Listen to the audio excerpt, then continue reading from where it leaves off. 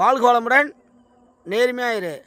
இந்த உலகத்தில் வந்து நம்ம எந்த ஒரு பொழுது போனாலும் வேலை செஞ்சாலும் செய்யாட்டியும் எது இருந்தாலும் இல்லாவிட்டாலும் ஒன்று மட்டும் கரெக்டாக நினைவூட்டும். அது மட்டும் எது வந்தாலும் வராட்டியும் அது சரியான டயத்துக்கு வந்துக்கிட்டே இருக்கும். அது என்ன தெரியுமா? பசி.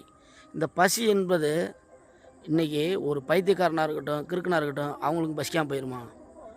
எல்லாத்துக்கும், எல்லா ஜீவராசிகளுக்கும் பசின்று என்பது எல்லாத்துக்கும் ஒரு பொதுவானது. இந்த உலகத்தில் ஒரு அடிவெட்டவர் கூட என்ன செய்வாங்க? ஒரு அடிவெட்டாங்க, ஒரு புண்ணாயிடுச்சு, வேதனையாயிடுச்சு, ஒரு அடிவெட்டவங்க கூட ஊசியை போட்டு கூட நிம்மதியாக படுத்து தூங்கிடுவாங்க. ஆனால் ஒரு குறவத்தில் மட்டும் சாப்பிடாம 6 நைட்டு படுப்பாங்களா? தூக்கம் வராது. அதுதான் சொல்லுவாங்க, நைட் நேரம் மட்டும் நல்லா சாப்பிடுங்கப்பா, நல்லா சாப்பிட்டு படுங்க, இல்லைன்னா தூக்கம் வராதுன்றாங்க. அதனால் வந்து இன்றைக்கி அந்த பசிக்க வேண்டியது ஒருத்தவங்க செத்த முன்னாடி கூட நம்ம போய் என்ன செய்யணும்?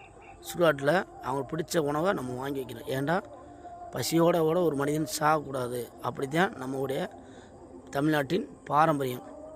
அதனால் என்றைக்குமே எந்தக்கு போனாலும் ஒரு கிறுக்காக இருக்கட்டும், ஒரு நிறையா இன்றைக்கி நிறையா பேர் வந்து பிச்சை எடுக்கிறாங்க, செய்கிறாங்க, ஏதோ ஒரு எல்லாம் இருக்காங்க. ஆனால் இன்றைக்கி நம்ம வந்து போய் எல்லோரும் பாருங்கள் நல்லா செலவழிக்கிறோம், ஏதோ ஆடம்பரமாக செலவழிக்கிறோம், நம்ம தேவைக்கு செலவழிக்கிறோம், தேவையில்லாதுன்னு செலவழிக்கிறோம், நிறையா செய்கிறோம்.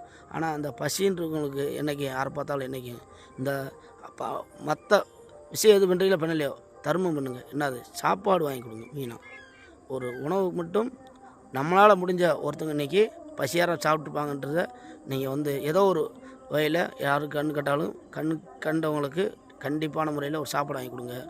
அதுவும் ரொம்ப முடியாதவங்க தானம் தர்மம்ன்றது ரொம்ப முக்கியம். பசி என்பது மிக மிக முக்கியம். இந்த இது வந்து பசியை மட்டும் யாராலையும் எந்த ஒரு சூழ்நிலையும் தாங்க முடியாது. பசின்னு வந்துட்டா, பசின்னு தான் சொல்லுவாங்க, பசி சாப்பிட்டா பட்டு மறந்து போகுமா, பசிக்க சாப்பிடுன்றாங்க. அதுமாரி எல்லோரும் இன்றைக்கி ஒரு எறும்பு கூட டெய்லி ஒரு 2 அரிசி ஒன்றுமே முடியாதவள் அடுத்த வேலை உணவு கூட எல்லாம் இருக்கவங்க இருங்க, அவங்க கூட ஒரு 4 அரிசியை நுணுக்கி ஒரு எறும்பு புத்து விடுங்க. அதுவும் மிகப்பெரிய அன்னதானம். அன்னதானத்தில் சிறந்த அன்னதானம் நம்ம எறும்புக்கு, வாயில்லா ஜீவாத்திக்கு, முடியாதவங்களுக்கு இதெல்லாம் வந்து ஒரு வகையில் அன்னதானம்.